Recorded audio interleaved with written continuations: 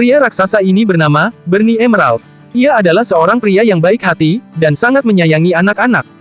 Hal itu terbukti, saat seorang ibu-ibu tertidur, Bernie mengasuh anaknya, dan mengajaknya bermain. Saat ini Bernie sedang berada di kantor polisi. Ia melaporkan, atas kejadian yang saat ini menimpanya. Bernie dibius oleh seorang wanita penghibur. Semua barang-barangnya dicuri, hingga paspornya pun juga dicuri.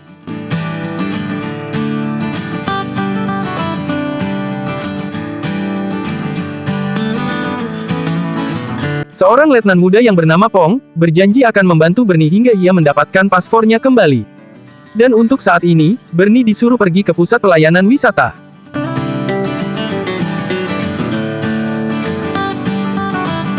Sesampainya di pusat pelayanan, Bernie mendapati kantor yang sedang dalam tahap renovasi.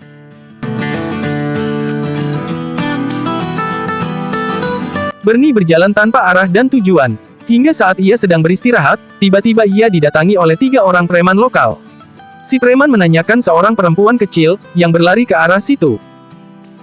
Bernie tak memahami apa yang dibicarakan oleh para preman tersebut. Sebab, Bernie tidak bisa berbahasa Thailand. Awalnya si preman hendak pergi, tapi kemudian mereka balik lagi, setelah melihat perempuan itu bersembunyi di belakang Bernie. Perempuan kecil itu bernama Katen. Katen mencuri dompetnya si preman. Oleh sebab itulah, ia dikejar-kejar oleh para preman itu. Katen mengaku, bahwa Bernie adalah temannya. Alhasil, Bernie pun dipukuli oleh para preman tersebut. Beruntung, datang seorang perempuan yang menolongnya. Perempuan itu adalah saudaranya Katen, ia bernama Dokya.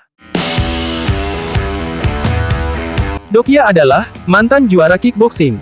Oleh sebab itulah, ia dengan gampangnya melumpuhkan para preman tersebut. Berbanding terbalik dengan Bernie. Bernie yang selama ini jauh dari dunia kekerasan, menganggap bahwa kejadian ini adalah mimpi buruk bagi dirinya.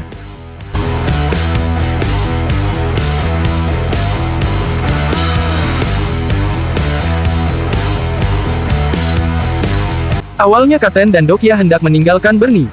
Tapi tiba-tiba, Bernie muncul di hadapan mereka. Bernie mengembalikan aksesoris Katen, yang tadi terjatuh. Dan pada akhirnya, mereka pun berkenalan, dan mengajak Bernie tinggal di kuil. Sebenarnya, Katen bukanlah saudara kandung Dokya. Ibunya Dokya mengadopsi Katen, dari asrama kuil tersebut. Tapi meskipun begitu, Dokya dan ibunya tetap menyayangi Katen seperti keluarga pada umumnya.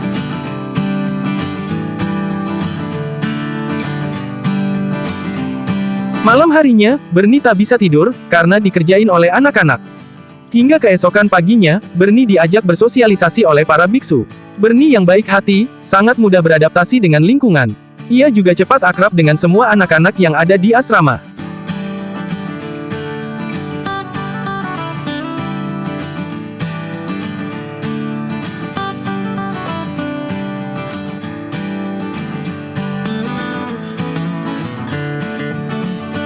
Suatu hari, Bernie diajak oleh Katen ke warung ibunya yang berada di tepi pantai. Bernie pun dikenalkan kepada ibunya. Kemudian, Katen menyuruh Bernie untuk mencicipi somtum buatan ibunya, yang super pedas. Awalnya Bernie tak berani, tapi karena Katen terus menyuruhnya, akhirnya Bernie pun mencicipinya. Bernie yang tak kuat menahan rasa pedas, tiba-tiba kehilangan kendali. Alhasil, ia pun ngamuk tak terkendali. Sehingga, warung ibunya Katen pun, menjadi porak-poranda.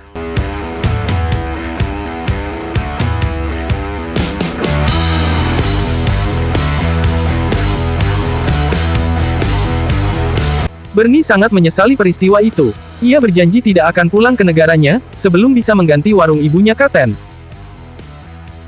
Katen dan Dokya, memiliki sebuah ide untuk mendapatkan uang dengan cara cepat. Mereka akan menjadikan Bernie menjadi seorang petarung. Dan Dokya sendirilah yang akan melatihnya.